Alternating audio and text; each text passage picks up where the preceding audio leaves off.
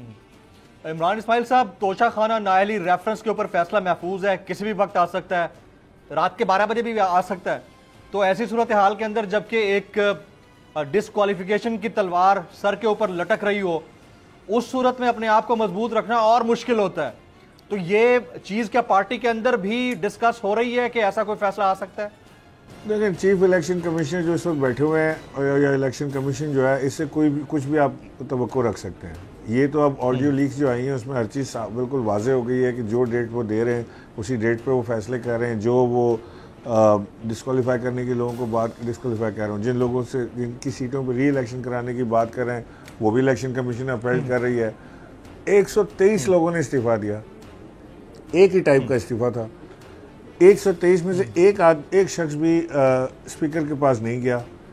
इन्होंने किस क्राइटेरिया पे ये 11 लोगों को इन्होंने उठा के बाहर फेंक दिया? या तो 123 बार जाएंगे या कोई नहीं जाएगा। वो भी इलेक्शन कमीशन ने मान लिया। तो इलेक्शन कमीशन तो कोई भी बात हो सकती है, लेकिन इलेक्शन कमीशन को भी ये पता है और अच्छी तरह पता होना चाहिए कि इन इलेक्शन कमीशन से ऊपर भी कोर्ट्स मौजूद हैं जहाँ से इंसाफ मिलता है और मिल सकता है। अब इमरान इस्माइल साहब, आप लोग अब बैठने को तैयार हैं टेबल टॉक के लिए पीएमएलएन और पीपल्स पार्टी के साथ बाय एनी मींस, कोई भी अगर ऑप्शन निकले तो? देखिए, खान साहब ने कैटेगोरिकली मना किया है कि हम इनसे कोई बात नहीं करेंगे, लेकिन एक 1 पॉइंट एजेंडा अर्ली इलेक्शन की डेट दें और फिर हम बैठ के इनके साथ बात करने को तैयार हैं कि इलेक्शन के ऊपर बात हो सकती है और किसी चीज़ पर इनके साथ बात नहीं होगी। और सदर मुमलिकत डॉक्टर आरिफ अलवी जो फरमा रहे हैं कि वो पूरी कोशिश कर रहे हैं कि तमाम पॉलिटिकल पार्टीज को एक साथ बिठाएं, बशमूल पीपल्स पार्टी, पीएमएलएन एंड पीटीआई।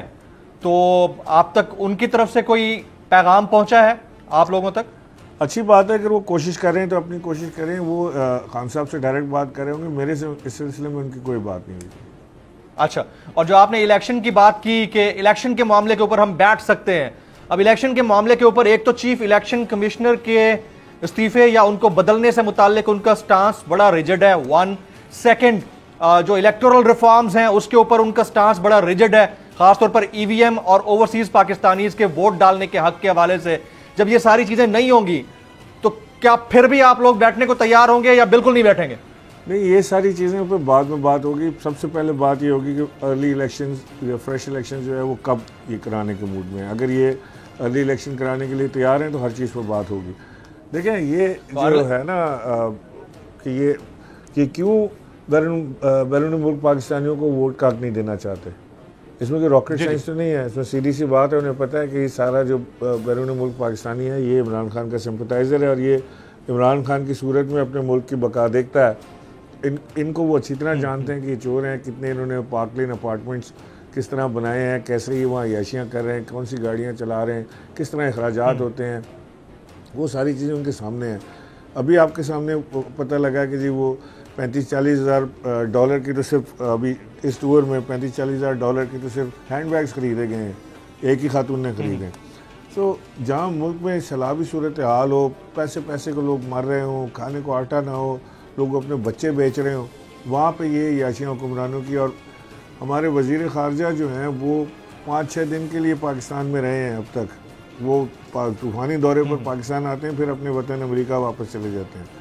और उसके अलावा आप जिसको देख लें, आधी काबीना तो इस वक्त ट्रैवल कर रही है पाकिस्तान से बाहर। कोई यूरोप में है, कोई जिनेवा में है, कोई स्विट्ज़रलैंड में है, कोई फ्रांस में बैठा है, कोई जर्मनी में है, कोई किधर है, कोई किधर है।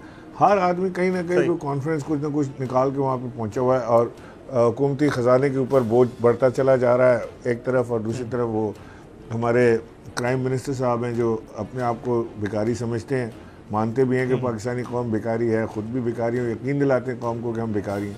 वो अपना कशकोल लेकर इधर उधर फिर रहे हैं।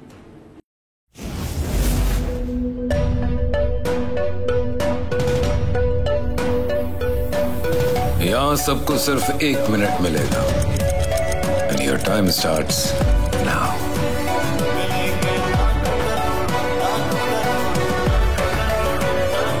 लाखों करोड़ों बस 1 मिनट में। जीतो 1 मिनट में, जीतो 1 मिनट में, जीतो 1 मिनट में, जीतो 1 मिनट में।